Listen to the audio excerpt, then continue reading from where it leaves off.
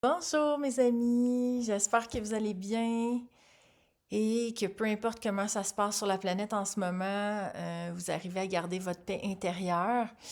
Alors aujourd'hui, je vais faire une petite guidance neptunienne. Ce que ça veut dire, c'est que c'est une femme qui m'a demandé une guidance et il s'est révélé qu'elle venait de Neptune, même si c'est quelque chose qui semble impossible pour plusieurs.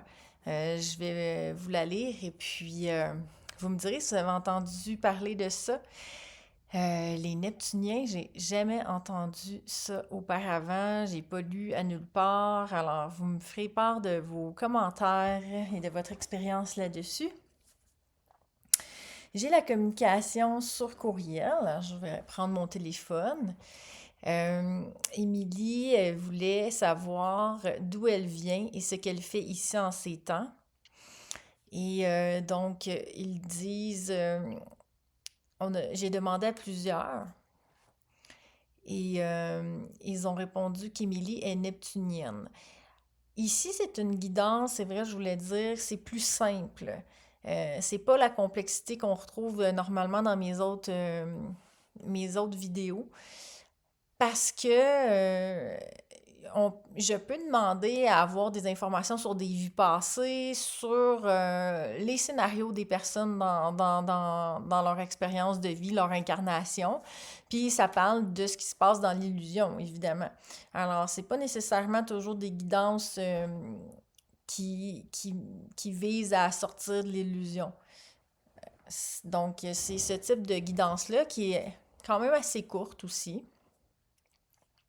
Alors, Émilie est une neptunienne. Neptune est une planète gazeuse et oui, glaciale en apparence, mais les choses ne sont pas différentes des explications que nous t'avons déjà apportées pour Vénus et Jupiter. Ceux qui n'ont pas vu la vidéo entre Vénus et Jupiter, je vous la suggère, c'est super intéressant pour en apprendre plus sur ça et la mission de la personne qui m'avait demandé cette personne-là m'avait demandé une guidance et elle avait une mission entre Vénus et Jupiter. Ils expliquent ce qu'ils faisaient et tout ça.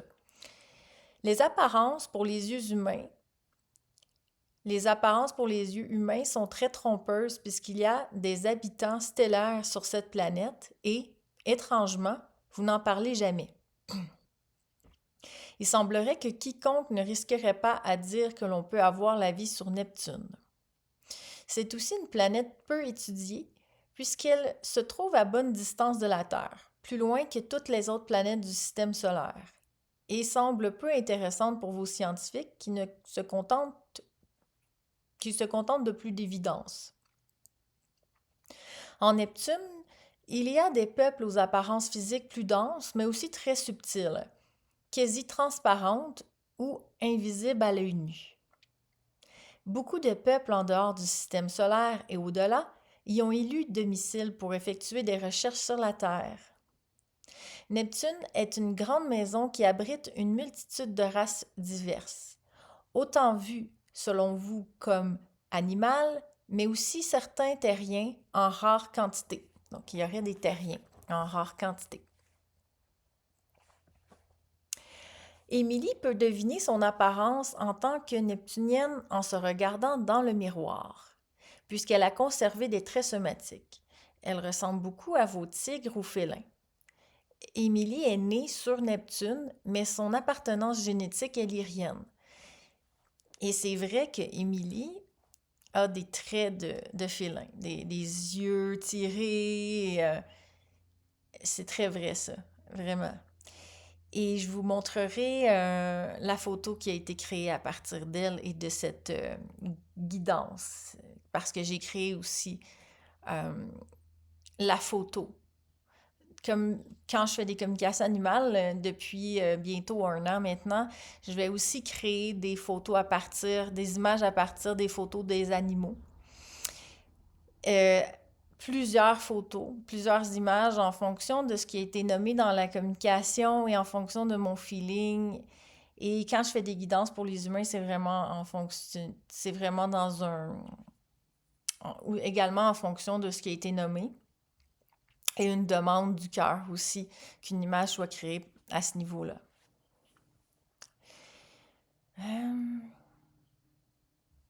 Ce mélange de cultures que Émilie obtient, ce mélange de cultures a forgé une grande force physique et mentale chez elle, ainsi qu'une grande douceur et empathie. Bien qu'elle se sente souvent faible et dépassée, par moments, elle a une grande capacité d'emmagasiner les énergies et éléments toxiques de votre monde. Il faut dire que pour s'incarner sur la Terre, il faut une force singulière qui n'est pas donnée à tous. Émilie a aussi suivi quelques préparations globales afin de s'ajuster à la densité terrestre et à tous ces scénarios intrusifs et lourds. Ceux qui s'incarnent ici, je sais que c'est pas tous ceux qui s'incarnent ici là, qui ont besoin de se préparer, je suppose, mais dans son cas, ça a été demandé. Et ils reconnaissent que pour s'incarner sur Terre, il faut une force singulière. Personne ne ressort d'ici sans quelques égratignures. La bande passante ici est encore trop parasitée par l'ego et, bien que tous les participants soient très bien préparés, il est pratiquement impossible de ne subir aucune déchirure au niveau du personnage joué ici. Parce que l'ego est très fort sur Terre encore. Car bien qu'Émilie ou quiconque venant ici expérimenter le film à bon escient demeure au stade d'éveil acquis sur leur autre plan de conscience, ils ne peuvent écarter l'ego entièrement puisque vivre dans le monde veut dire avoir considéré l'ego.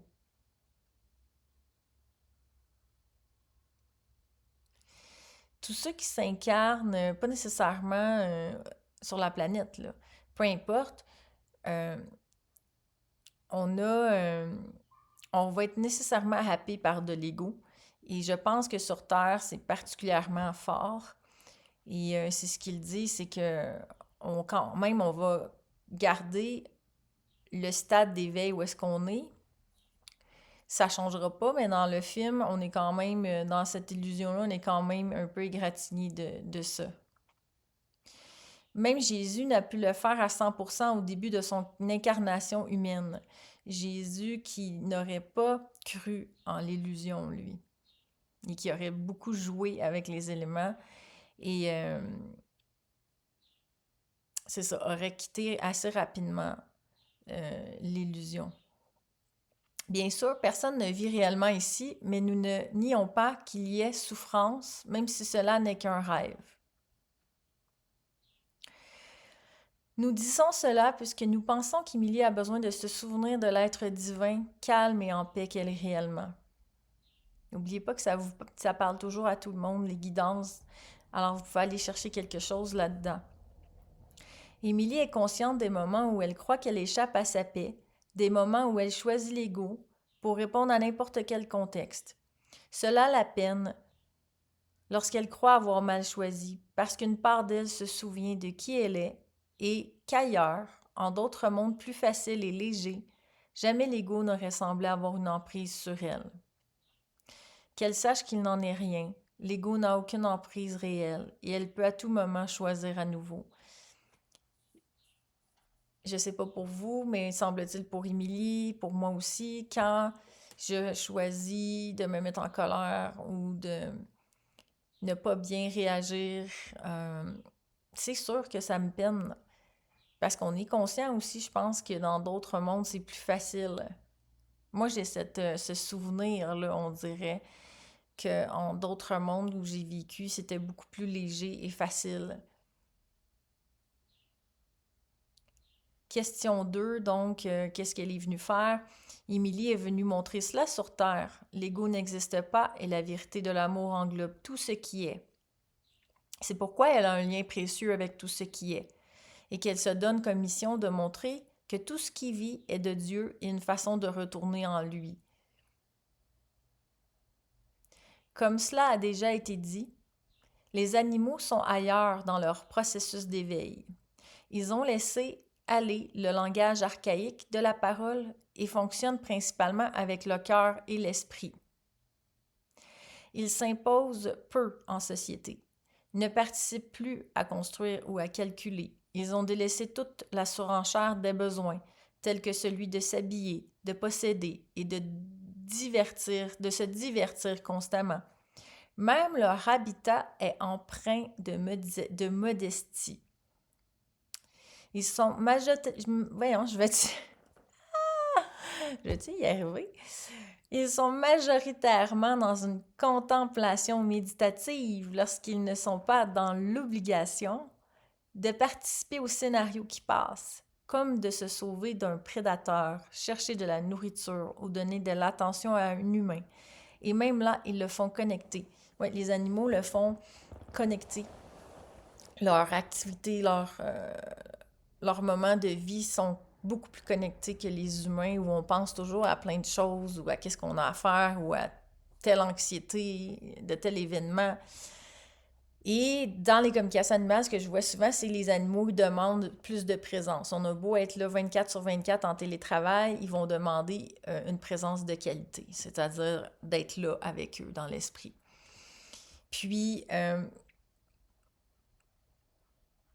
c'est ça. Et je trouve que moi, ça me parle beaucoup tout ça parce que les animaux ont une intelligence qui est, à mon avis, supérieure à celle des humains.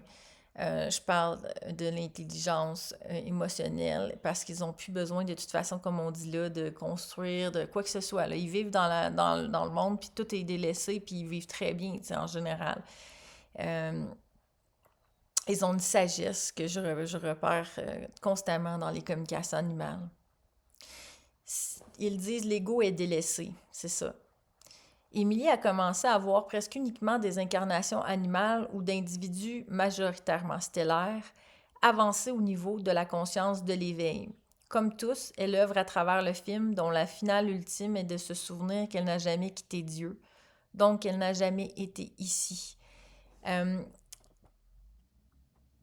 Je sais qu'il y en a qui pensent que c'est impossible pour un humain d'aller dans une incarnation animale ou une incarnation animale d'aller dans un humain.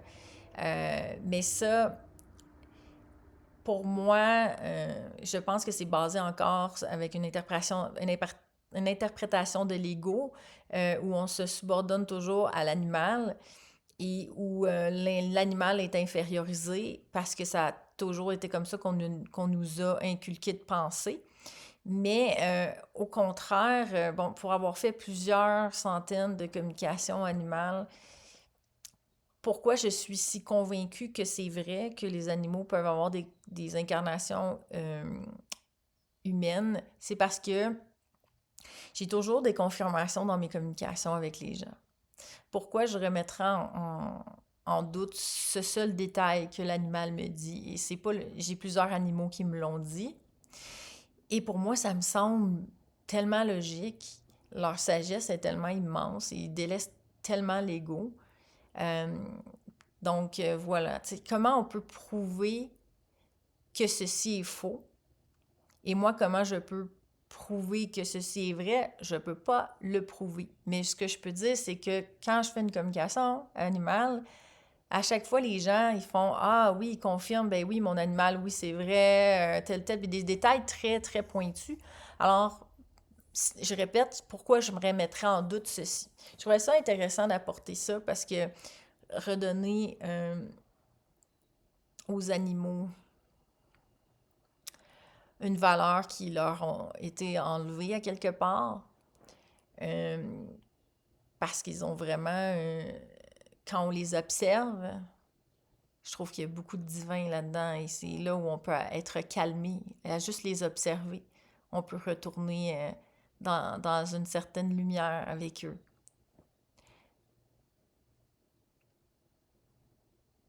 Dans le scénario, Émilie a quitté Neptune consciemment et de façon consentante afin d'accélérer l'éveil dans les contrées de l'esprit semblant plus endormi. C'est tout ce qu'elle fait, aider ses frères à se souvenir, en plus d'enlever elle-même des couches d'ego. Ce qu'on fait tous. Dans la réalité, toutefois, Émilie n'existe pas plus qu'aucun protagoniste puisqu'il n'y a qu'un seul esprit extension de Dieu. Donc, dans la réalité, Émilie n'existe pas en tant que corps. OK? Et aucun de nous en tant que corps. On existe dans cet esprit qui est une extension de Dieu ou de la source. Il est important de garder à l'esprit l'illusion pour ne pas perdre de vue le but de s'en éveiller. Je vais répéter, il est important de garder à l'esprit l'illusion pour ne pas perdre de vue le but de s'en éveiller. C'est correct, on a du plaisir, on s'amuse dans ce monde où on a des peines, mais c'est de se rappeler, OK, c'est pas vrai, et on pardonne et on se rappelle de ce qui est la vérité et de ce qui s'en vient, de où on veut aller pour accélérer le chemin vers l'éveil.